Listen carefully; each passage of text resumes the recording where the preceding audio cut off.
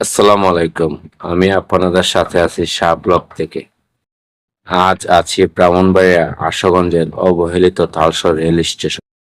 ছোটবেলায় যেমনটা দেখেছিলাম আজ 2026 সালেও আমাদের এই স্টেশনটি ঠিক তেমনই আছে। যুগের পরিবর্তন হলেও আমাদের এই স্টেশনের ভাগ্যে একটু উন্নয়নের ছোঁয়া লাগেনি। বন্ধুরা, আপনারা দেখতেই পাচ্ছেন প্ল্যাটফর্মের করুণ দশা। এই স্টেশনটি অনেকগুলো গ্রাম নিয়ে এই স্টেশনটি।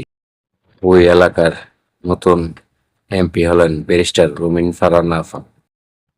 আফার কাছে বিনীত অনুরোধ, যদি ভিডিওটা দেখেন তাহলে ওই স্টেশনটি আপনি একটু নেক নজর দিলে ভালো হয়।